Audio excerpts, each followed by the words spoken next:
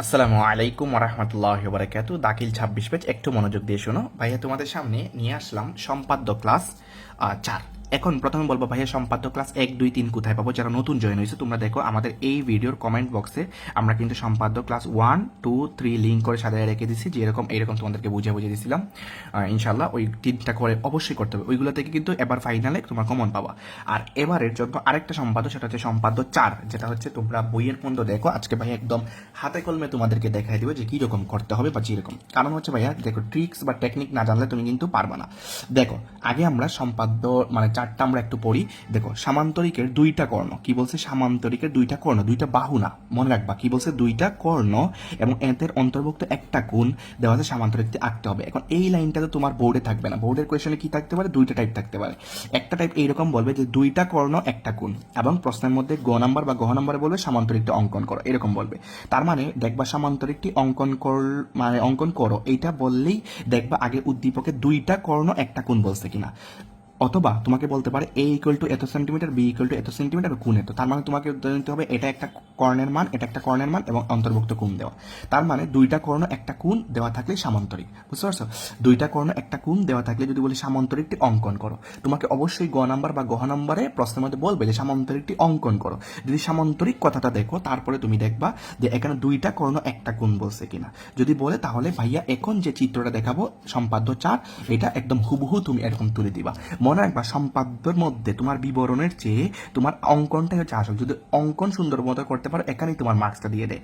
আর অঙ্কন যেরকম করবা জাস্ট 3-4 লাইনে তুমি যদি, বা 3-4 লাইন না, মানে হচ্ছে তুমি যদি একটু সুন্দরভাবে মানে নিজের মতো করে তুমি যে রকম আঁকছো ওই রকমই যদি বলে দাও বিবরণটা, ওই যে অঙ্কন বিবরণ দিতে হয়, পাশে লেখা থাকবে যে অঙ্কনের বিবরণ দেওয়া আবশ্যক, তাহলে তুমি অবশ্যই অঙ্কনের বিবরণটা দেওয়া বাধ্যতামূলক। আর যদি লেখা না থাকে তাহলে তুমি মন চাইলে দিতে পারো, না চাইলে তুমি স্কিপ করতে পারো, বুঝছো? তবে দেওয়াটাই বেটার, মানে তুমি 3-4 লাইনে বর্ণনা করে দিলে। আর যদি বলে অঙ্কনের বিবরণ আবশ্যক তাহলে তুমি একটু সুন্দরভাবে বর্ণনা করতে হবে যেরকম তুমি অঙ্কন করছো, বুঝতে পারছো? তো চলো আমরা এখন একটু চিত্রের মধ্যে যাবো। আশা করি ইনশাল্লাহ এটা তুমি একটু মানটা দিছো, যে এখানে দেখছো যে 2টা কর্ণ এবং অন্তর্ভুক্ত একটা কোণ দেওয়া আছে। তার মানে 2টা কর্ণ অন্তর্ভুক্ত একটা কোণ ধরেই আমাদেরকে সামান্তরিকটি অঙ্কন করতে হবে। চলো লেটস স্টার্ট। এই সম্পাদ্য 4টি অঙ্কনের জন্য তোমাকে প্রথমে এইরকম একটা স্কেল নিবা, এরকম একটা স্কেল নিয়ে দেখবা সেন্টিমিটার কোন দিকে, এই দিকে সেন্টিমিটার। তার মানে সেন্টিমিটার দিয়ে প্রথমে 2টা কর্ণ এবং একটা কোণ বলছিল। তার মানে আগে আমরা একটা কর্ণ আঁকি, যেমন প্রথম কর্ণটা আমরা আঁকবো, যেমন হচ্ছে মনে করো 1 2 3 4, মনে করো 4 সেন্টিমিটার দিলাম, ওকে। আচ্ছা, দ্বিতীয় কর্ণের মান দিব আমরা কি, যেমন মনে করো 6 সেন্টিমিটার দিলাম, ওকে। কত? 6 সেন্টিমিটার। এই যে দেখো একদম দাগ বরাবর আসতে হবে, কিন্তু এটা মাথায় রাখবা। তার মানে এটা হচ্ছে এ ইকুয়াল টু লিখে দিবা এরকম যে এটা কত, 4 সেন্টিমিটার। আর হচ্ছে বি ইকুয়াল টু কর্ণ দিলাম আমরা 6 সেন্টিমিটার, বুঝতে পারছো? আর তারা যদি পরীক্ষা দিয়ে দেয় যে এত এত মান ধরে, তাহলে কিন্তু তোমাকে পরীক্ষা যেটা বলছে ওইটাই তোমাকে দিতে হবে, ওকে।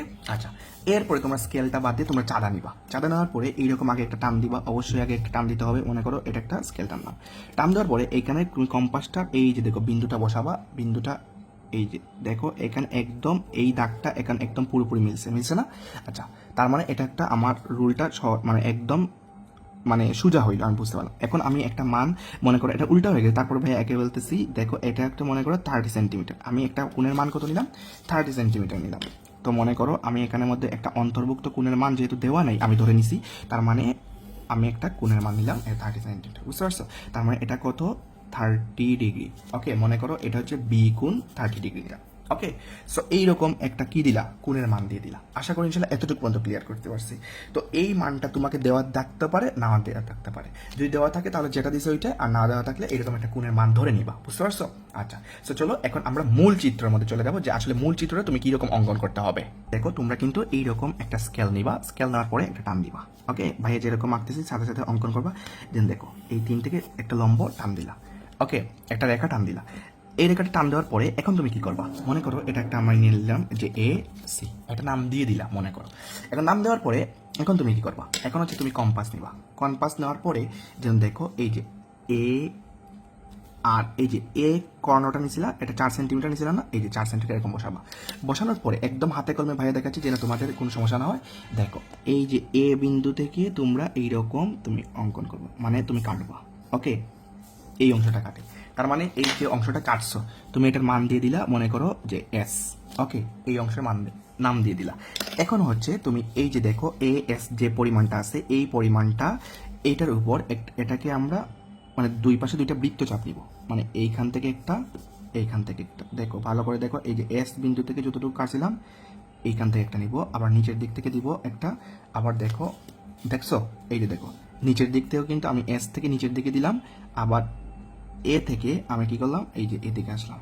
ওকে, আচ্ছা এটা কেন দিলাম, আমরা মধ্যবিন্দু বের করার জন্য, বুঝতে পারছো? এই যে দেখো এ এস, এই যে আমরা অংশটা নিলাম, এই অংশটার মধ্যবিন্দু কতটুকু, এই যে একটু ভালো করে লক্ষ্য করলে দেখবা এই যে মধ্যবিন্দুটা আসলো। ওকে, আচ্ছা আশা করি দেখা যাচ্ছে, তোমরা আমার সাথে সাথে অঙ্কন করো। এই যে দেখো এই বন্ধু, এই মধ্যবিন্দুর একটা নাম দিলাম, মনে করো এটা ও একটা মধ্যবিন্দু। ওকে, এতটুকু পর্যন্ত আশা করি তোমরা ক্লিয়ার, বুঝতে পারছো? এতটুকু পর্যন্ত আশা করি তোমরা ক্লিয়ার। এখন আমরা কি করব, এখন হচ্ছে ভাইয়া এই যে বি মান নিছিলাম, এই যে 6 সেন্টিমিটার, এটাকে আমরা অর্ধেকের চেয়ে বেশি বা হচ্ছে যতটুকু আছে ততটুকু একটা দ্বিখণ্ডিত করব। কি করব, দ্বিখণ্ডিত করব। এখন এইখানে তো উপরে আমার জায়গা নাই, সো আমি একটু এই রেখাটা আবার একটু নিচের দিকে টানতেছি। তোমরা তো উপরের মধ্যে জায়গা থাকবে, তোমাদের অবশ্যই ফুল পেজ, ভাই এখানে ক্যামেরার জন্য একটু শর্ট পেজ নিলাম, যেন ক্যামেরায় ফুল পেজ ধরাতে পারে এর জন্য। সো একটু দেখো, তোমরা এখানে মাঝ বরাবর মনে করো আমি একটা রেখা টানলাম, যে কতটুকু, এই যে বলছি তো যে 6 সেন্টিমিটার, তার মানে দেখো এর মনে করো 6 সেন্টিমিটার টানলাম। ওকে, তো অর্ধেকের চেয়ে বেশি কতটুকু হয়, যেমন দেখো এটা অবশ্যই অর্ধেকের চেয়ে বেশি হবে না। ওকে, দেখো অর্ধেকের চেয়ে বেশি হয়ে গেছে, এটা তো অর্ধেকের চেয়ে বেশি না। ওকে, অর্ধেকের চেয়ে বেশি হলে যে মনে করো এখান থেকে একটা দিলাম, বেশি পরিমাণ নিয়ে যে আমি এখান থেকে এই মানটা দিলাম, আবার আমার কিন্তু এইখান থেকে আবার এই মানটা দিতে হবে, বুঝতে পারছো? এই যে দেখো একটু দেখো, আমি একই মাপে কিন্তু এখানের মধ্যে কোনো মান চেঞ্জ করা নাই, জাস্ট এখান থেকে একটা বৃত্তচাপ দিলাম, এখান থেকে আমি একটা বৃত্তচাপ দিলাম। কোন মাপে বলো তো, কোন মাপে দিছি? মনে রাখবা এটা কোন মাপে দিছি, এটা হচ্ছে অর্ধেকের চেয়ে বেশি মাপে দিছি, বুঝতে পারছো? ঠিক একই রকম ভাবে আমরা নিচের দিকে দিব, এরকম একটু আমি তোমাদেরকে দেখানোর উদ্দেশ্যে আসলে এরকম দিচ্ছি, দেখাচ্ছি, তোমরা বুঝতে পারছো। এই যে দেখো এইখান থেকে নিচের দিকে একটা দিলাম, আবার এইখান থেকে হচ্ছে আমরা কি করলাম, দেখো এই যে দেখো এখানে একটা বৃত্তচাপ টানলাম। তার মানে এখন দেখো আমরা এটা কিন্তু অর্ধেক মান পেয়ে যাব, বুঝতে পারছো? মানে এই যে যে বি কোনটা ছিল 6 সেন্টিমিটার, এটা লিখে রাখি যে এটা কি 6 সেন্টিমিটার ছিল, এটার আমরা অর্ধেক মানটা আমরা একটু হুবহু পেয়ে গেলাম আশা করি। এই যে দেখো এরকম দাগ কাটা লাগবে না, জাস্ট এখানে একটা বিন্দু দিয়ে দিব। ওকে, এটা একটা বিন্দু দিয়ে, এটা কোন মান ছিল, বি ইকুয়াল টু 6 সেন্টিমিটারের অর্ধেক আমরা দ্বিখণ্ডিত করছি, বুঝতে পারছো? এটা কি জন্য করলাম একটু পরে বুঝতে পারবা আশা করি ইনশাআল্লাহ। এখন কি করব, এখন আমাদের কাজ হচ্ছে, আগে আমরা 30 ডিগ্রি অঙ্কন করে রাখছিলাম, বাট এখন একটু ওই মূল চিত্রের মধ্যে আমার অ্যাপ্লাই করতে হবে। মনে করো আমি এখানে একটু সুন্দর করে বসাই, জাস্ট মনে করো এতটুকু পর্যন্ত আমি কাটলাম। ওকে, দেখো ভালো করে দেখো, এইটা বসে মনে করো যে কোনো একটা অংশ নিয়ে কাটলাম। ওকে, এই অংশ নিয়ে কাটার পরে তুমি মনে রাখবা এখানে কি করব, জাস্ট হচ্ছে আমি এই অবিন্দুর মধ্যে বসাবো, বুঝছো? দেখো অবিন্দুর মধ্যে বসাইয়া এই যে দেখো এইরকম একটা বৃত্তচাপ আঁকবা। ওকে, সরে গেলে হবে না, সো দেখো এইরকম একটা বৃত্তচাপ আঁকবা। আশা করি চলে এতটুকু পর্যন্ত ক্লিয়ার, বুঝছো? এরপরে দেখো এই যে দেখো যতটুকু মান নিছে একটু ভালো করে দেখো, আশা করি ইনশাল্লাহ ক্যামেরা ধরতে পারছে, যে দেখো দেখছো এই যে মানটা, এই যে অংশটা, এটা তো তোমরা বুঝতেই পারতেছো, এই যে অংশটা, এই অংশটা দেখছো, একটু ভালো করে দেখো, এই অংশটা তোমরা নিবা, নেওয়ার পরে এই যে এখানের মধ্যে আগে এরকম একটু বিন্দু দিয়ে বসাই দিবা, দেওয়ার পরে এই অংশটা তোমরা কেটে দিবা। কি করবা, এই যে এই অংশটা তোমরা ভালো করে কাটতে হবে, দেখছো? আশা করি ইনশাল্লাহ এতটুকু পর্যন্ত ক্লিয়ার। সো এরপরে কি করব, এরপরে আমাদের কাজটা হচ্ছে এই যে দেখো যে বিন্দু হয়ে এদিকে গেছে, এই অংশটা এই যে ও বিন্দু থেকে নিয়ে এই যে বৃত্তচাপ যেটা মধ্যবিন্দু আছে এখানে, এই বৃত্তচাপের মধ্যবিন্দু একটু লক্ষ্য করো। সো দেখো এই ও বিন্দু থেকে আমরা কিন্তু ওই দিকে একটা রেখা টানবো। ওকে, লম্বা করে একটা রেখা টানবো, এতটুকু দিলা না, এই নিচ বিপরীত দিকেও তোমার একটু লম্বা করে রেখা টানবা। ওকে, কেন, কারণ এটা সামান্তরিক, আমরা একটু পরে বুঝতে পারবো। ওকে, আশা করি ইনশাল্লাহ এতটুকু পর্যন্ত তোমরা বুঝতে পারছো।